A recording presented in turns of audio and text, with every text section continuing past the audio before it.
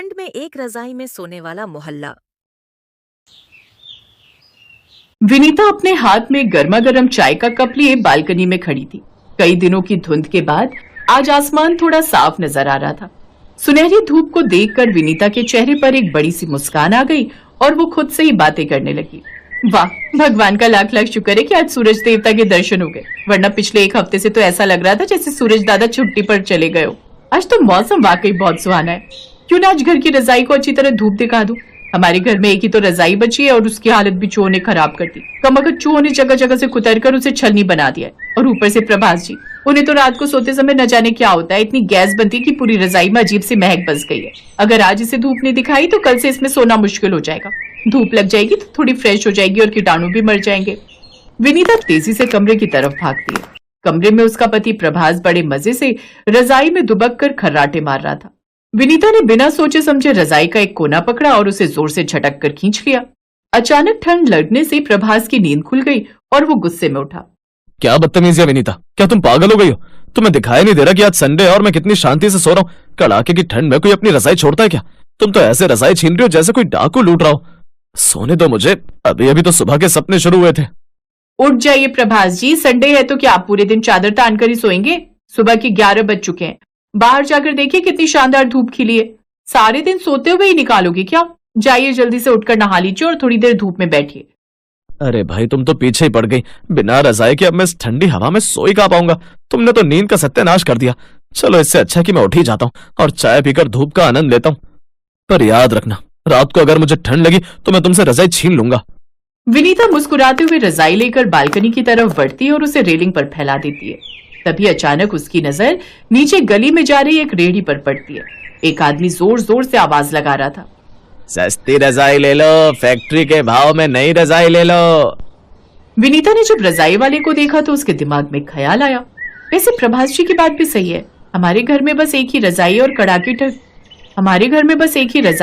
और कड़ाके की ठंड में मुन्ना, मैं और प्रभास तीनों उसी में सिमट कर सोते हैं। रात भर छीना झपटी चलती रहती है। कभी मुन्ना के पैर बाहर रह जाते हैं तो कभी मेरी कमर खुली रह जाती है। क्यों ना एक नई रजाई और ले लूं? अगर ये रजाई वाला सस्ते में दे रहा होगा तो इस साल की ठंड आराम से कट जाएगी। विनीता बिना देरी किए सीढ़ियों से नीचे उतरकर रजाई वाले के पास पहुंच गई। मैडम जी, आप बहुत किस्मत वाली हैं जो आज मैं इस गली में आया हूँ। शहर की एक बहुत बड़ी रजाई बनाने वाली फैक्ट्री बंद हुई थी और वहाँ का सारा बचा हुआ स्टॉक मैं औने पौने दाम में उठा लाया हूँ। रजाई की क्वालिटी देखिए, एकदम मखमली है। वैसे तो इसकी कीमत 1500 है, लेकिन मैं सबको 500 रुपए में दे रहा हूँ। एक पैसा भी कम नहीं होगा क्योंकि पहले ही बहुत घाटा सहकर बेच रहा हूँ। भाई साहब, 500 रुपए तो बहुत ज्यादा बोल रहे हैं। अब हम कोई एक दो रजाई थोड़ी ही लेंगे। देखिए, मेरे साथ मेरी सहेलियां और पड़ोसनी भी हैं। अगर आप सही दाम लगाएंगे तो हम पूरे मोहल्ले के लिए आपसे रजाइयां खरीद लेंगे। कम से कम 20-25 रजाइयां बिक जाएंगी आपकी। अब आप सोच लीजिए कि आपको थोक में माल बेचना है या शाम तक गली गली भटकना है। हम तो एक रजाई के 200 से ज्यादा नहीं देंगे। अरे मैडम, 200 रुपए में तो रुई भी नहीं आती। आप तो मेरा गला ही काट रही हैं। चलिए ना, आपकी ना मेरी, मैं 300 की एक लगा दूंगा। इससे कम में तो मेरा घर बिक जाएगा। रजाई बहुत अच्छी है, एक बार ओढ़कर सोएंगी तो सुबह तक पता भी नहीं चलेगा कि दुनिया में क्या हो रहा है। विनीता की बातों में आकर पूरे मोहल्ले की औरतों ने एक ही रंग और एक ही डिजाइन की लाल मखमली रजाइयां खरीद ली। रात हुई और कड़ाके की ठंड के बीच सब अपने अपने घरों में नई रजाई ओढ़कर सो गए। विनीता भी प्रभास और मुन्ना के साथ बिस्तर पर लेटी थी, लेकिन उसे नींद नहीं आ रही थी। हे भगवान, आज तो पूरे मोहल्ले ने एक जैसी रजाई खरीद ली है। सबका रंग एक है, डिजाइन एक है। अगर कल सुबह धूप में सुखाते समय मेरी रजाई किसी और के घर चली गई या पड़ोसन की रजाई मेरे पास आ गई तो मुझे पता कैसे चलेगा? ये शर्मा आंटी तो ऐसी हैं कि अगर मेरी नई रजाई उनके पास चली गई तो वो कभी वापस नहीं देंगी। कहेंगी कि ये उनकी ही है। मुझे अपनी रजाई पर कोई ना कोई पक्का निशान बना लेना चाहिए ताकि उसकी पहचान बनी रहे। विनीता बिस्तर से उठी और कोठरी से सुई और सफेद धागा निकाल कर लाई। वो रजाई के एक कोने पर अपना नाम लिखने लगी। प्रभास गहरी नींद में था। तभी विनीता की सुई अचानक रजाई के पार निकल गई और सीधे प्रभास के पैर में जा घुसी। अरे बाप रे, ये क्या हो रहा है विनीता? तुम पागल हो गई हो क्या? रात के 12 बजने और तुम रजाई के अंदर सुई धागा लेकर बैठ गई हो। तुमने तो मेरा पैर ही छेद दिया। पूरा मोहल्ला देखो शांति से सो रहा है, सड़कों पर परिंदा भी पर नहीं मार रहा, और तुम हो कि यहाँ सिलाई कढ़ाई की दुकान खोलकर बैठी हो। मुझे सोने तो आज पता नहीं क्यों बहुत गहरी नींद आ रही है। अरे प्रभास जी, आप गुस्सा क्यों हो रहे हो? मैं तो बस पहचान के लिए नाम लिख रही थी। पर आप सही कह रहे हैं, आज मोहल्ला कुछ ज्यादा ही शांत है। ना तो मिस्टर अय्यर के घर से उनके खर्राटों की आवाज आ रही और न ही मिसेस शर्मा के घर से बर्तनों के गिरने की। यहाँ तक कि चौकीदार की सीटी भी नहीं सुनाई दे रही। इतनी ज्यादा शांति तो डरावनी लग रही है। अरे बाबा, ठंड ज्यादा है इसीलिए सब दुबक कर सो गए होंगे। अब तुम अपनी ये जासूसी बंद करो, रजाई में मुंह डालकर सो जाओ। मुझे तो अब बस और कोई बात नहीं करनी, मेरी आंखें खुद ब खुद बंद हो रही हैं। प्रभास इतना बोलकर रजाई के अंदर गया और जाते ही जैसे बेहोश हो गया। कुछ तो गड़बड़ है, या तो ये सोने का नाटक कर रहे हैं या फिर इस नई रजाई में कुछ लोचा है। लेटने के 2 मिनट के अंदर ही इंसान ऐसे कैसे सो सकता है जैसे कोई कुंभकर्ण हो। मुझे बाहर जाकर देखना चाहिए। विनीता दबे पांव बालकनी में गई और छिपकर नीचे गली में देखने लगी। उसने देखा कि 2 आदमी काले कपड़ों में दबे पांव मोहल्ले में घूम रहे थे। विनीता ने अपनी सांसें रोक ली और उनकी बातें सुनने की कोशिश की। अरे भाई, देख लिया मेरा कमाल। इस पूरे मोहल्ले को मैंने नींद वाली रजाई बेच दी है। इन रजाइयों की रुई में मैंने एक खास किस्म की नींद की दवा का स्प्रे किया था। जैसे कोई इसे ओढ़कर सांस लेगा वह गहरी बेहोशी में चला जाएगा। अब कम से कम 10 घंटे तक ये लोग मुर्दों की तरह सोएंगे। चल अब तिजोरियां साफ करते हैं, आज तो अपनी लॉटरी लग गई। वाह उस्ताद, क्या स्कीम निकाली है। सबको लगा कि सस्ती रजाई मिल रही है, पर उन्हें क्या पता था कि वो अपनी बर्बादी खरीद रहे हैं।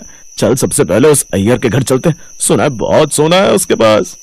विनीता के तो पैरों तले जमीन ही खिसक गई। उसे अब समझ आया कि प्रभास और मुन्ना इतनी गहरी नींद में क्यों थे। उसने तुरंत अपना दिमाग दौड़ाया। उसे पता था कि अगर वो शोर मचाएगी तो चोर भाग जाएंगे या उसे नुकसान पहुंचाएंगे। उसने पुलिस को फोन किया। तभी विनीता ने देखा कि चोर अय्यर जी के घर का ताला तोड़कर अंदर घुस गए हैं। विनीता ने अपनी नई रजाई उठाई और दबे पांव उनके पीछे गई। जैसे ही दोनों चोर अलमारी की तरफ बढ़े, विनीता ने फुर्ती दिखाई और उन दोनों के ऊपर वही नींद वाली रजाई पूरी तरह फैला दी। चोर रजाई के नीचे दब गया और दवा के असर से तुरंत बेहोश हो गए। तभी वहां पुलिस आती है और पुलिस के सायरन से सब लोग जाग जाते हैं और उन्हें पता चलता है कि उनके घर में चोर आया है। ओह माय गॉड विनीता बहन, सच कहूं तो हमें इस मुसीबत में फंसाने वाली भी तुम ही थी, क्योंकि तुम्ही ने वो नई रजाई खरीदने के लिए सबको उकसाया था। पर यह भी मानना पड़ेगा कि अगर तुम जागती नहीं रहती तो आज हम सबके घर खाली हो जाते। हाँ विनीता बहन, तुम्हारी उस पहचान बनाने वाली सनक ने आज पूरे मोहल्ले की इज्जत और पैसा बचा लिया। हमें माफ कर देना, हमने तुम्हें रजाई के लिए बहुत तंग किया था। इंस्पेक्टर साहब, आप ये सारी रजाइयां ले जाइए और इन्हें जला दीजिए। मुझे नहीं चाहिए ऐसी सस्ती रजाई जो हमारी जान की दुश्मन बन जाए। आज मुझे सबक मिल गया है कि कभी भी बहुत ज्यादा लालच नहीं करना चाहिए। सस्ते के चक्कर में पड़कर हम बड़ी मुसीबत मोल ले सकते हैं। हाँ, लेकिन अब से हम अपनी उसी पुरानी चूहों वाली रजाई में सोएंगे। कम से कम वो वफादार तो है, और कल ही हम एक अच्छी दुकान से महंगी लेकिन सुरक्षित रजाई लाएंगे। जान है तो जहान है। ठंड में एसी में सोने वाला ससुराल। आओ बहू, इस घर में तुम्हारा स्वागत है। ये कहकर अंजलि कलश गिराकर अंदर आती है, जहां उसकी सास उससे कुछ रस्में करवाती है। सारी रस्में होने के बाद, अविनाश बेटा जा, बहू को कमरे में ले जा, वो भी थक गई होगी ना। जाओ बहू, अब आराम कर लो, बाकी की रस्में कल हो जाएंगी। इतनी दूर की बारात थी तो थक गई होगी ना, ले जा इसे बेटा। जी माँ। अविनाश अंजलि के साथ कमरे में जाता है, जहां थकान के चलते वो लोग जल्दी ही सो जाते हैं। फिर आधी रात को अचानक अंजलि ठंड के मारे कांपने लगती है। ये क्या हो रहा है? इस ठंड में तो मेरी कुल्फी जम जाएगी, लेकिन ये अचानक मुझे इतनी ठंड क्यों लग रही है? कहीं कोई खिड़की दरवाजा तो नहीं खुला? अंजलि उठकर सारे खिड़की दरवाजे देखती है तो वो बंद होते हैं। तभी उसकी नजर ऊपर लगे एसी पर जाती है, जो कि ऑन था। हे भगवान, ये ठंड के मौसम में एसी किसने चला दिया? क्या हुआ अंजलि, क्यों आधी रात को बड़बड़ा रही हो? चलो सो जाओ। अविनाश देखो तो, ना जाने किसने अपना ये एसी ऑन कर दिया है। ये तो मैंने ऑन किया है। मुझे ठंड के मौसम में भी एसी चलाकर सोने की आदत है, और अब तुम भी ये आदत डाल लो। चलो अब सो जाओ। ठंड में कपकपाते हुए जैसे तैसे अंजलि सो जाती है। अगली सुबह गर्मा गर्म अदरक वाली चाय बनाकर वो अपनी सास ससुर के कमरे में ले जाती है, जहाँ उसके सास ससुर भी एसी चलाकर सो रहे थे। लगता है इन सबका मानसिक संतुलन हिला हुआ है, जो इतनी ठंड में भी ये एसी चलाकर सोए पड़े हैं। अंजलि अपने सास ससुर को चाय देकर कांपते हुए उस कमरे से बाहर लौट आती है। कितना ठंडा कमरा कर रखा है। कुछ देर बाद अंजलि अपनी पहली रसोई बनाकर सबको परोसती है। सभी लोग सर्दियों के गर्म कपड़ों में लिपटे हुए होते हैं, जिन्हें देख अंजलि कहती है, अगर आप लोगों को इतनी ठंड लगती है तो रात को एसी चलाकर क्यों सोते हो? क्योंकि बहू, हम सबको पूरा साल एसी में सोने की आदत है। फिर चाहे गर्मी हो या सर्दी या बरसात का कोई और मौसम, बिना एसी के हम सो नहीं सकते। मेरा शक सही था, इन सब का ऊपर वाला माला खाली है। लगता है या तो ये सब खानदानी हिले हुए हैं या फिर नर्स के हाथ से पैदा होते हुए गिर गए होंगे। ऐसे ही कुछ दिन बीत जाते हैं। ठंड थी कि कम होने का नाम ही नहीं ले रही थी। बाहर लगातार कोहरा छाया हुआ था। धूप को निकले कई दिन जो हो गए थे। एक तो इस ठंड में मेरी कुल्फी जम गई है, ऊपर से इतने सारे बर्तन इकट्ठा हो गए। एक काम करती हूँ, अपनी ननद सुप्रिया को बोल देती हूँ मेरे साथ बर्तन धुलवाने में मेरी मदद करेगी। ये सोचकर वो अपनी ननद के कमरे में जाती है। सुप्रिया, आज गाजर का हलवा, पूड़ी, मटर पनीर, काफी पकवान बने थे तो कई सारे बर्तन हो गए। चलो ना, मेरे इन बर्तन धुलवाने में मदद कर दो। ना भाभी ना, इतनी ठंड में मैं तो पानी में हाथ नहीं डाल सकती।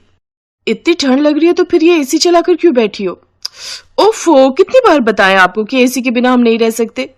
अंजलि के ससुराल में सबको ठंड में भी एसी में रहने की आदत थी, लेकिन अगर वो गलती से किसी को भी काम के लिए बोल दे तो सभी ठंड के बहाने बना लेते थे।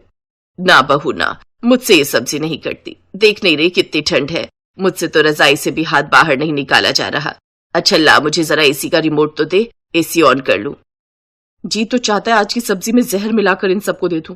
ठंड में एसी में पड़े रहना है, लेकिन काम के लिए बोलो तो सबको ठंड लगने लग जाती है। अब अंजलि खुद ही सारा दिन घर का काम करती रहती और रात को बिस्तर पर सोने जाओ तो एसी के कारण उसे ठीक से नींद नहीं आती। अविनाश जी, आप ये एसी बंद कर दीजिए ना, मुझसे ये एसी की ठंड अब बर्दाश्त नहीं होती। कहाँ ठंड है अंजलि, और तुमने ऑलरेडी 2 रजाई ले रखी है। मैं एक कंबल तुम्हें और दे देता हूँ, लेकिन एसी बंद करने के लिए मत बोलना। तुम तो दिन में भी आराम कर लोगी, लेकिन मुझे तो ऑफिस जाना है ना, मुझे ऐसे नींद नहीं आएगी बिना एसी के। अंजलि का पति उसकी एक नहीं सुनता, जिसका नतीजा ये हुआ कि अगले दिन से अंजलि को ढेर सारी छींकें आने लगी। वो लगातार छींकें मारती जा रही थी। बस अब बहुत हुआ, अब और नहीं। अगर मैंने इन लोगों को सबक नहीं सिखाया तो मेरा भरी जवानी में ही राम नाम सत्य हो जाएगा। बड़ा शौक है ना इन लोगों को ठंड में भी एसी चलाकर सोने का। अब इन्हें बताती हूँ कि ठंड होती क्या है, लेकिन पहले खुद के लिए गर्मा गर्म अदरक वाली चाय बना लूं। अंजलि अदरक वाली चाय बनाकर पीती है, जिसके बाद सबको नाश्ता परोसती है। लेकिन ये क्या, आज तो नाश्ते में गर्मियों वाला नाश्ता था। वो सबके लिए नाश्ते में ठंडा ठंडा बनाना शेक, उसमें आइसक्रीम, कस्टर्ड और ठंडी बर्फ डालकर डाइनिंग टेबल पर रख देती है। भाभी, ये जनवरी का ठंडा महीना चल रहा है, कोई गर्मियों का अप्रैल मई नहीं जो आप ये गर्मियों वाला नाश्ता ले आई। आप लोग जब इतनी ठंड में भी एसी चलाकर सो सकते हैं तो फिर ये ठंडा नाश्ता क्या चीज है। करिए नाश्ता, ठंड में आइसक्रीम डला शेक पीने का भी एक अपना ही अलग मजा है। उफ, ये ठंडा नाश्ता करके तो मेरे दांत ही बजने लगे। अभी तो देखती जाइए आगे आगे होता है क्या। फिर अगले दिन अंजलि सभी के सारे गर्म कपड़े एक साथ धो देती है, जिसके बाद ससुराल वालों के पास एक भी गर्म कपड़ा पहनने के लिए नहीं होता, जिसके चलते सब ठंड से ठिठुरते हुए कहते हैं, बहू मेरी एक भी गर्म शॉल और स्वेटर नहीं मिल रहा, मेरे सभी गर्म कपड़े कहाँ हैं? हाँ भाभी, मेरी भी कोई सॉक्स, कैप या स्वेटर नहीं मिल रही है। मेरी अलमारी में भी मेरी लोई और गर्म टोपी नहीं है। अंजलि, मेरी भी जैकेट, जीन्स कुछ भी नहीं है। अरे आप लोगों को ठंड कहाँ लगती है? जब आप लोग 8-9 डिग्री में भी एसी में सो सकते हैं तो फिर आपको ठंड कहाँ लगती होगी? उसकी बात का कोई जवाब न देकर वो सभी रजाई में बैठ जाते हैं। उधर अंजलि भी अपनी हरकतें जारी रखती है। वो घर का गीजर कनेक्शन भी काट देती है, जिससे अब सबको न चाहते हुए भी ठंडे पानी से ही नहाना पड़ता है। हे भगवान, ऑफिस के लिए लेट हो रहा है। ऐसा करता हूँ, अब जल्दी मैं ठंडे पानी से ही नहा लेता हूँ। अविनाश ठंडे पानी से ही नहा लेता है। मेरी तो समझ में नहीं आ रहा, सबका गीजर एक साथ कैसे खराब हो गया।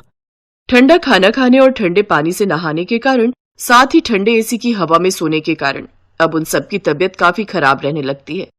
अंजलि जल्दी से डॉक्टर को फोन करती है। इन सबकी बॉडी का टेम्परेचर तो काफी गिर चुका है। इन लोगों ने क्या कोई ठंडी चीज खाई थी? जल्दी से इन सबको अस्पताल में भर्ती करना होगा। डॉक्टर, ये लोग ठंड के इस मौसम में भी एसी चलाकर सोते हैं। ये लोग मेरी बात बिल्कुल नहीं सुनते। क्या एसी? आप सब लोगों का दिमाग खराब तो नहीं हो गया? आप सबकी बॉडी का टेम्परेचर फ्रीज होने की कगार पर है। आप सबको गर्माहट की काफी जरूरत है, साथ में मेडिसिन की भी। अगर आप लोग एक और बार एसी में सोए तो फिर कभी उठ नहीं पाएंगे। उन सबको जल्दी से अस्पताल ले जाकर आईसीयू में एडमिट कर दिया जाता है। 2-3 दिन हॉस्पिटल में रखने के बाद उनको डिस्चार्ज कर दिया जाता है। घर आते ही अविनाश सबसे पहले एसी का तार निकाल देता है। अरे ये क्या कर रहे हैं आप? ऐसे तो एसी चलेगा ही नहीं।